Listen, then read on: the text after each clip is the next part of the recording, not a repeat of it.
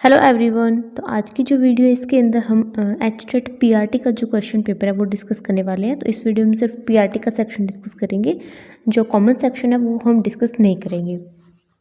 ठीक है, तो सबसे पहले स्टार्ट करते हैं क्वेश्चन नंबर 91 से। ठीक है, जो आपके मैथमेटिक्स का क्वेश्चन है, यहाँ पे आपका क्वेश्चन दिया हुआ है। In one equilateral triangle ABC is made in a circle of radius 10 centimeter, then the length of a side of triangle ABC। ठीक है, मैं हिंदी में भी क्वेश्चन रीड कर देती हूँ।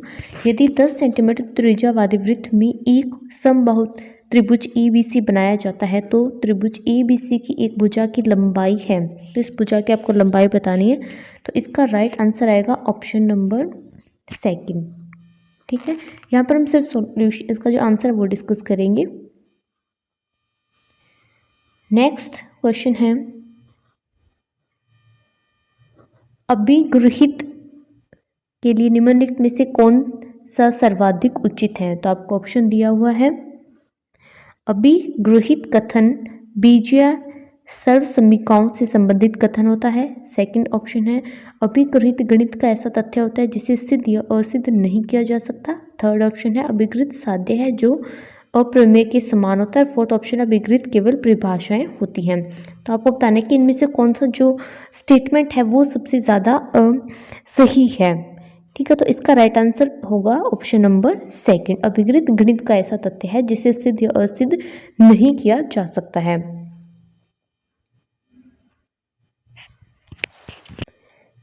नेक्स्ट क्वेश्चन है, किसी लंबवृत्तीय बेलन के आधार पर परिमाप 44 सेंटीमीटर है तथा ऊंचाई 8 सेंटीमीटर है, तब इस बेलन का आयतन है। तो इस बेलन का हमें आयतन बताना है, तो इसका राइट आंसर होगा option number second. Next question है, गणित पढ़ाते हुए एक अध्यापिका इस कथन पर पहुंचती है कि ए का निहितार्थ बी है, तो इसका अर्थ क्या है? तो इसका राइट आंसर होगा ऑप्शन नंबर फर्स्ट, बी होने के लिए ई आवश्यक प्रतिबंध है।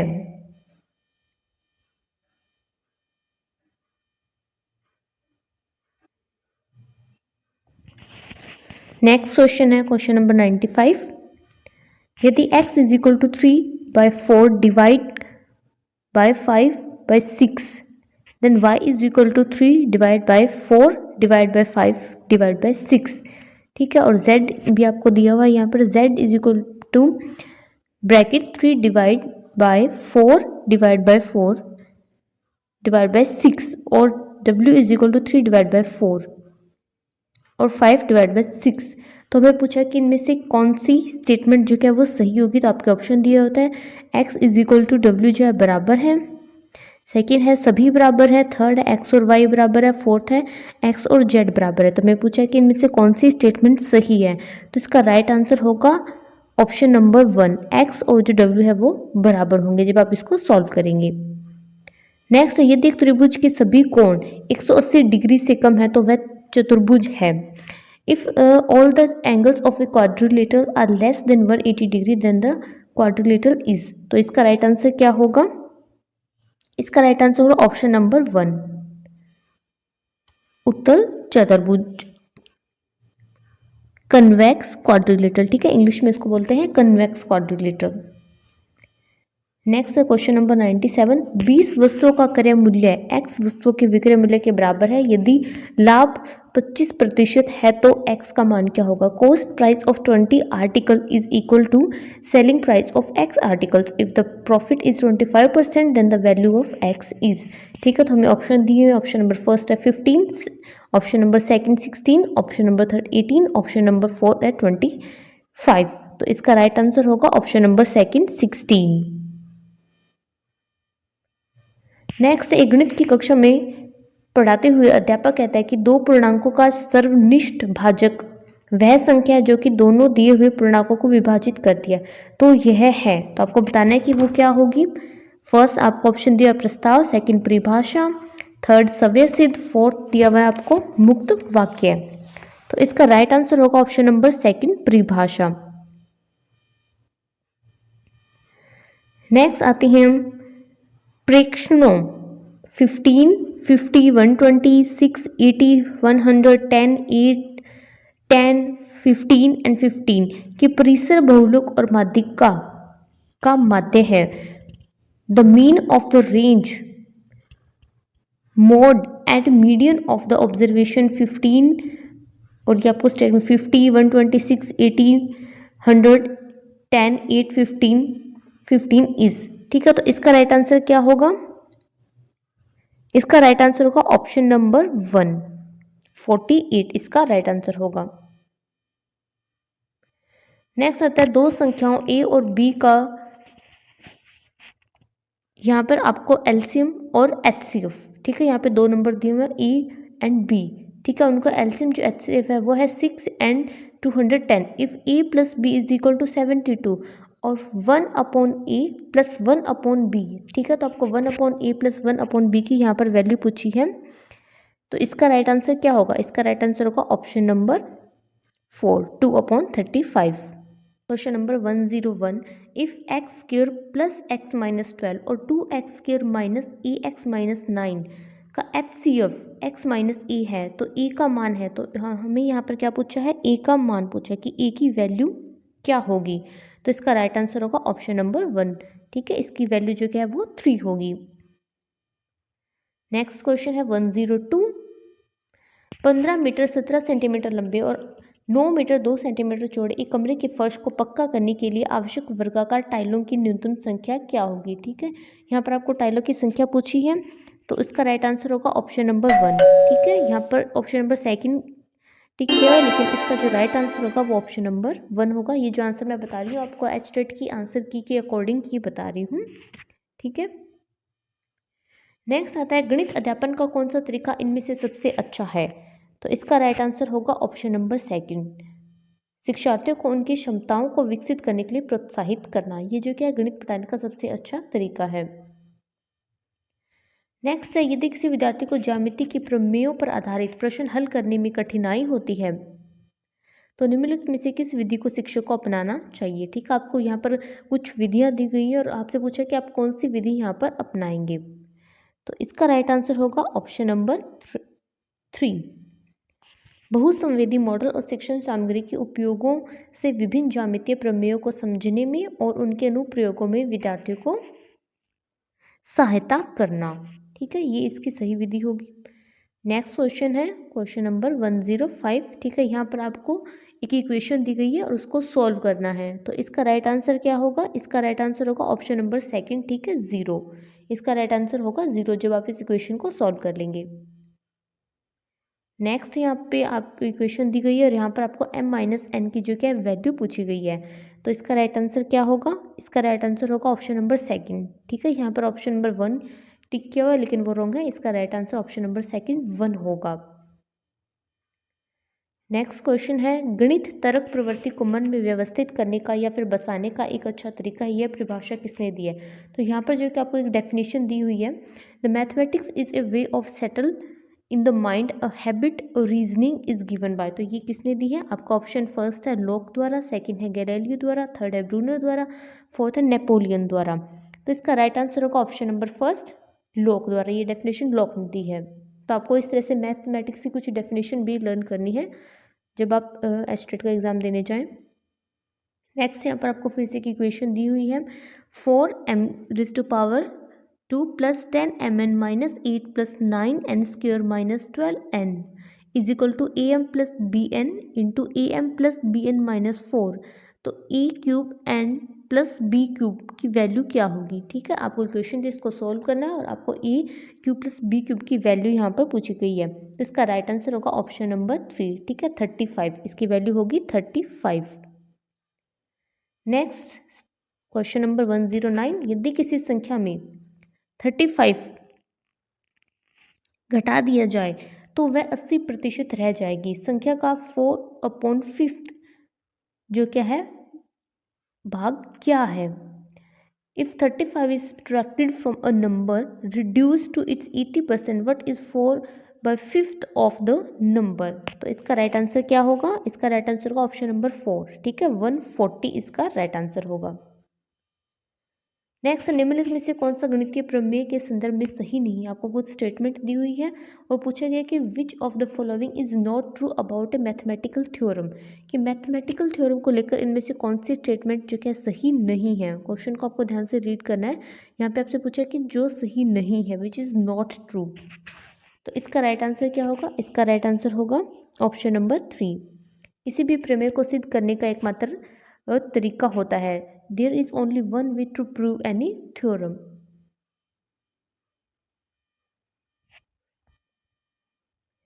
नेक्स्ट क्वेश्चन पे आते हैं।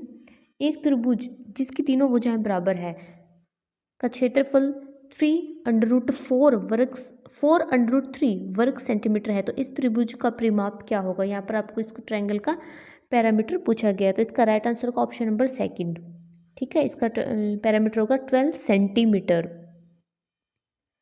नेक्स्ट आता है, एक शिक्षक एक वृत्ताकार कागज को पतले पतले त्रिज्यीय खंडों में बांटता है और उन्हें आयत बनाने के लिए संरेखित करता है। यह एक गतिविधि है जो व्युत्पन्न करने के तरीके को दर्शाती है। तो यहाँ पर आपको कुछ ऑप्शन दिए हुए हैं। तो फर्स्ट ऑप्शन है वृत्त की परिधि, सेकंड है वृत्त के क्षेत्रफल का सूत्र, थर्ड है वृत्त का व्यास और फोर्थ है वृत्त का आयत में रूपांतरण। तो इसका राइट आंसर होगा ऑप्शन नंबर 2। ठीक है, वृत्त के क्षेत्रफल का सूत्र, formula for area of the circle. Next है the mean of the factor of 10 is. ठीक है, यहाँ पे आपके 10 के फैक्टर्स का मीन पूछा गया है। जब आप 10 के फैक्टर करते हैं फिर आपको उनका मीन निकालना है। तो इसका राइट आंसर क्या होगा? इसका राइट आंसर होगा ऑप्शन नंबर 2, 4.5। नेक्स्ट है 114 question number.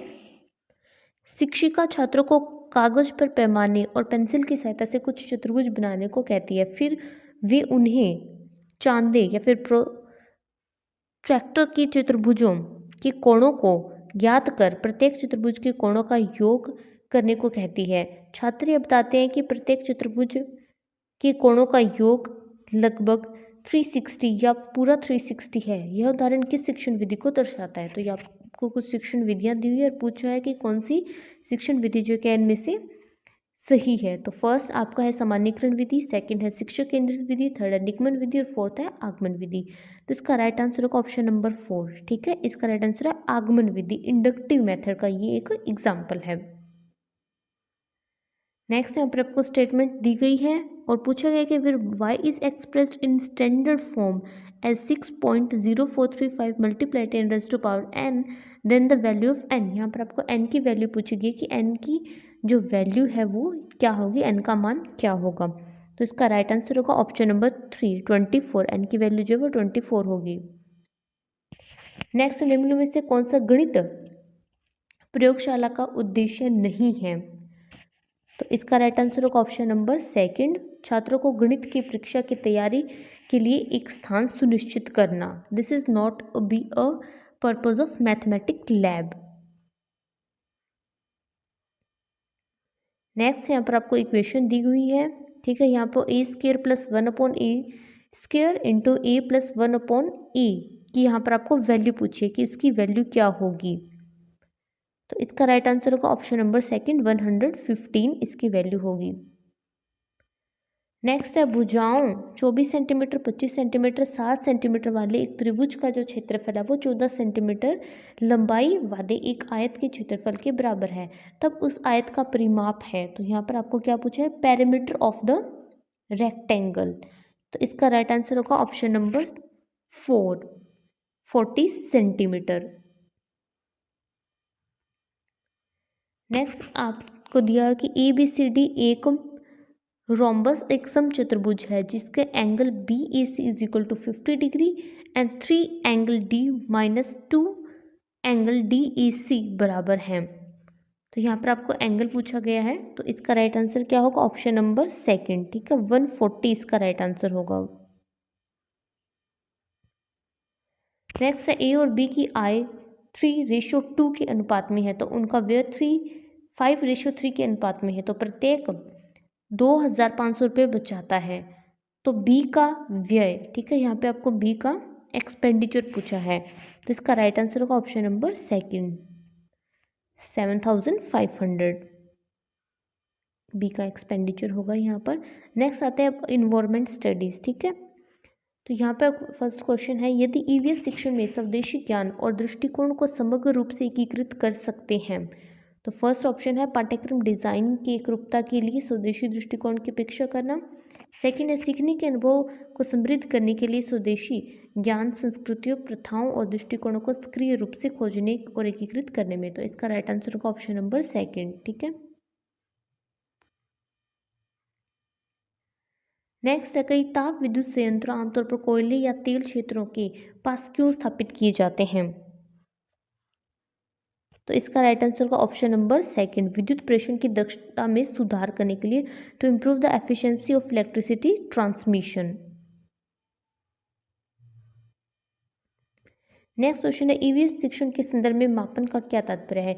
In the context of EVS teaching what does scaffolding refers to? ठीक है, स्कैफोल्डिंग का यहाँ पर क्या मीनिंग होगा? तो इसका राइट आंसर होगा option number second, gradually reducing support as student gain skill and knowledge. जैसे जैसे छात्र कौशल और ज्ञान प्राप्त करते हैं, समर्थन धीरे धीरे कम होता जाता है। नेक्स्ट यहाँ पे आपको दो कॉलम दिए हैं, कॉलम फर्स्ट एंड सेकंड। यहाँ पे आपको इनको correct what definition in column B correspond to minerals in column A, ठीक है, आपको सही इनको मैच करना है। तो इसका राइट आंसर होगा option number second.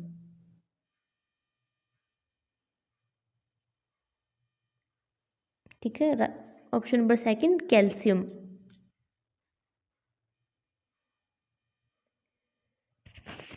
Next question number 125, एक पारिस्थितिक तंत्र है in an ecosystem the flow of energy is unidirectional. Second है the flow of energy material is unidirectional. Third option है the flow of material is cyclic और fourth option है the flow of energy is cyclic. तो इसका right answer होगा option number 4।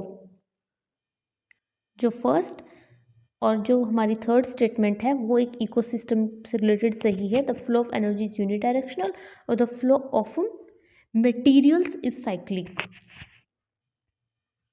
Next question 126, national education policy 2020 के संदर्भ में EVS शिक्षण में अनुभवात्मक शिक्षा की क्या भूमिका है?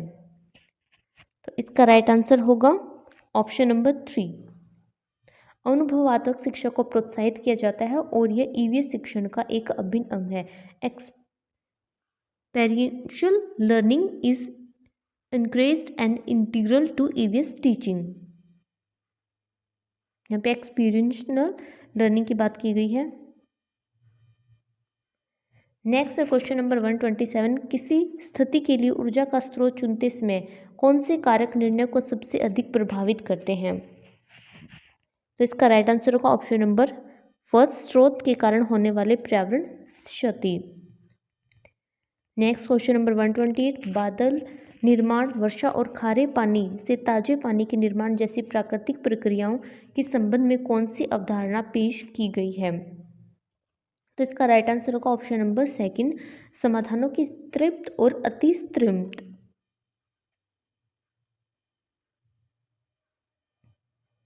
Next question number 129, national education policy 2020 EVS शिक्षण के मूल्यांकन विधियों को कैसे प्रभावित करता है? How does national education policy 2020 impact assessment method in EVS teaching? तो इसका राइट आंसर क्या होगा? इसका राइट आंसर होगा ऑप्शन नंबर सेकंड, यह पर्यावरणीय अवधारणाओं के बारे में छात्रों की समझ को मापने के लिए प्रमाणिक मूल्यांकन को बढ़ावा देता है। It promote authentical assessment to gauge students understanding of environment concept. Next है, यदि आप वस्तुओं को वर्गीकृत करने के लिए चुंबकीय आकर्षण के गुण का उपयोग करते हैं तो लकड़ी और लोहे की मेजों के लिए परिणाम क्या होगा? तो ये हमारा क्वेश्चन नंबर 130, इसका राइट आंसर होगा ऑप्शन नंबर 3। लकड़ी और लोहे की मेजें अलग अलग समूह में होगी। The wooden and iron tables would belong to different groups. Next question, पर्यावरण संरक्षण के बारे में पढ़ाते समय सीखने की प्रक्रिया में सहानुभूति क्या भूमिका निभाती है? तो इसका राइट आंसर होगा ऑप्शन नंबर 4, पर्यावरण मुद्दों में सभी हितधारकों के दृष्टिकोण को समझने के लिए सहानुभूति आवश्यक है। Empathy is essential for understanding the perspective of all stakeholders in environmental issues. Next question है 132. सीवरेज में पाई जाने वाली अशुद्धियों की प्रमुख श्रेणियां क्या है? What are the main categories of impurities found in sewerage? तो आपके ऑप्शन दिए हुए हैं. फर्स्ट है बैक्टीरिया और वायरस, सेकंड है कार्बन और अकार्बनिक अशुद्धियाँ, थर्ड है ठोस और तरल पदार्थ, उसके बाद है लवण और खनिज. तो इसका राइट आंसर होगा ऑप्शन नंबर सेकंड. ठीक है, यहाँ पे गलत टिक किया हुआ है. इसका right answer option number second होगा, कार्बनिक और अकार्बनिक अशुद्धियाँ, organic and inorganic impurities. Next question है निम्न विभिन्न क्षेत्रों में अद्वितीय पर्यावरणीय चुनौतियों और अवसरों का समाधान करने के लिए शिक्षक ईवीएस शिक्षण को कैसे अपना सकते हैं? तो इसका राइट आंसर होगा ऑप्शन नंबर थर्ड, पर्यावरणीय मुद्दों में छात्रों को स्थानीय संदर्भ जैसे केस अध्ययन में शामिल करना.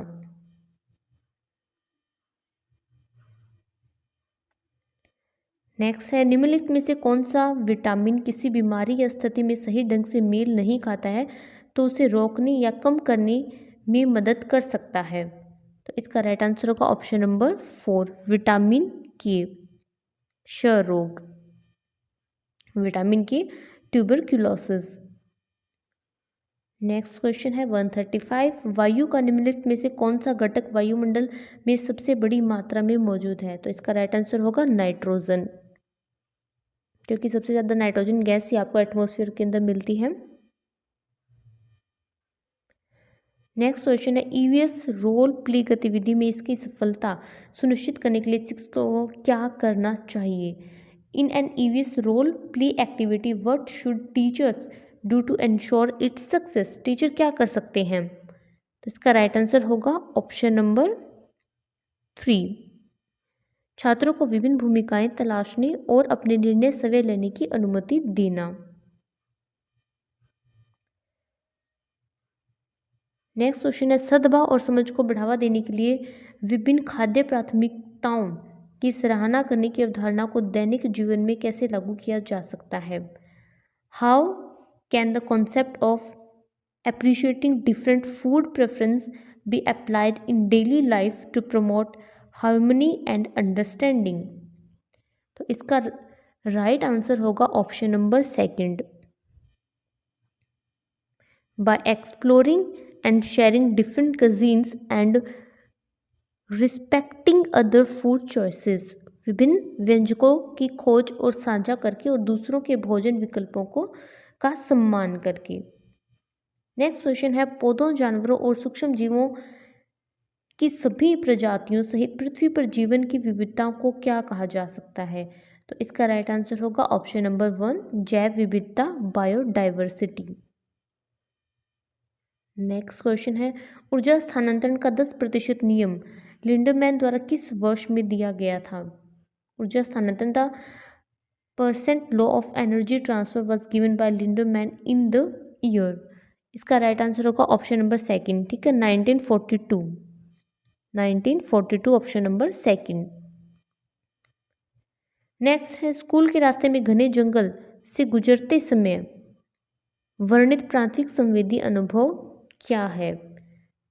तो इसका राइट आंसर होगा ऑप्शन नंबर 4, विभिन्न पक्षियों और प्राणियों की आवाजें, the sounds of various birds and creatures. Next question है ईवीएस में रचनावादी शिक्षण का प्रमुख सिद्धांत निम्नलिखित में से कौन सा है? Which of the following is a key principle of constructivist teaching in EVS? तो इसका राइट आंसर होगा ऑप्शन नंबर 3, समस्या समाधान और अन्वेषण में सक्रिय संलग्नता. नेक्स्ट क्वेश्चन है आलोचनात्मक सोच और पूछताछ आधारित शिक्षा को प्रोत्साहित करने के लिए ईवीएस में कौन सा शिक्षण दृष्टिकोण सबसे प्रभावी है? तो इसका राइट आंसर होगा ऑप्शन नंबर 3, अनुभवात्मक शिक्षा और चर्चाएं, experimental learning and discussions. Next question है पतियों की विशेषताओं को पहचान करते समय निम्नलिखित में से कौन सी इंद्रियां सबसे अधिक प्रभावित होती है? तो इसका राइट आंसर होगा ऑप्शन नंबर 3, दृष्टि, साइट.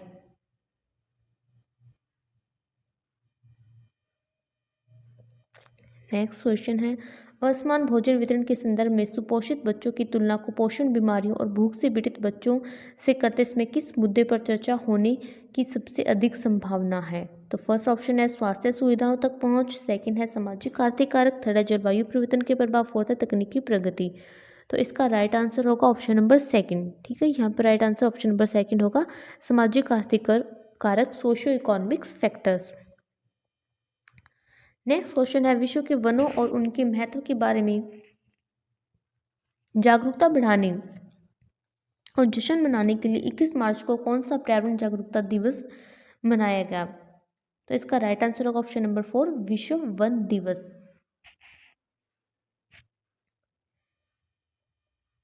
ठीक है जी, आई होप आपको समझ में आ रहे होंगे सारे क्वेश्चन। अगर आप भी एस्टेट के आगे प्रिपरेशन करना चाहते हैं तो एक बार जो कि आप सारे जो प्रीवियस ईयर के क्वेश्चंस हैं उनकी भी प्रैक्टिस कर लें, जिससे आपको पता चल जाता है किस तरह के क्वेश्चंस आते हैं। और वीडियो आपको हेल्पफुल लगी है तो वीडियो को लाइक और चैनल को सब्सक्राइब कर दें, साथ में आप इसे अदर स्टूडेंट के साथ शेयर कर दें जिससे वो भी अपनी प्रिपरेशन कर सकें। अब आते हैं नेक्स्ट क्वेश्चन के ऊपर, जो है क्वेश्चन नंबर 146।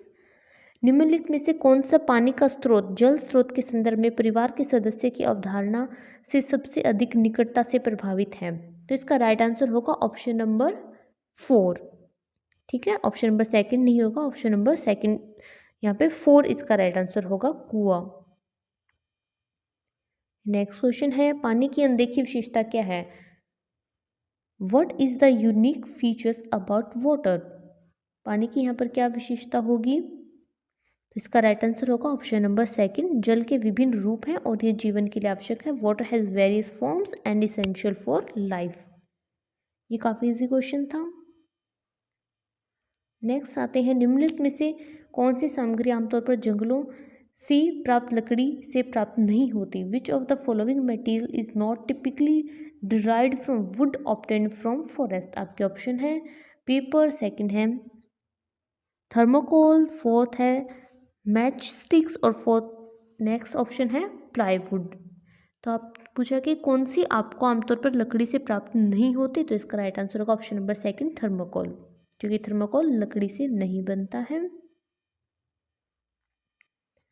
नेक्स्ट क्वेश्चन है, ईवीएस शिक्षण के में क्षेत्र भ्रमण और व्यावहारिक गतिविधियों का महत्व है। What is the significance of field visit and practical activities in EVS teaching? इसका right answer option number second, वे छात्र जो व्यावहारिक अनुभव और पर्यावरणीय अवधारणाओं की गहरी समझ प्रदान करते हैं। नेक्स्ट क्वेश्चन है, निम्नलिखित में से कौन सा पशु स्रोत से प्राप्त नहीं होता और पौधों आधारित उत्पाद माना जाता है? तो राइट आंसर होगा ऑप्शन नंबर सेकंड। तो इस तरह से हमने ईवीएस के जो क्या है सारे क्वेश्चन डिस्कस कर लिए हैं पीआरटी के। आई होप वीडियो आपको हेल्पफुल लगी है। वीडियो हेल्पफुल लगी है तो वीडियो को लाइक कर दें, चैनल को सब्सक्राइब कर दें, साथ में अदर स्टूडेंट के साथ शेयर कर दें।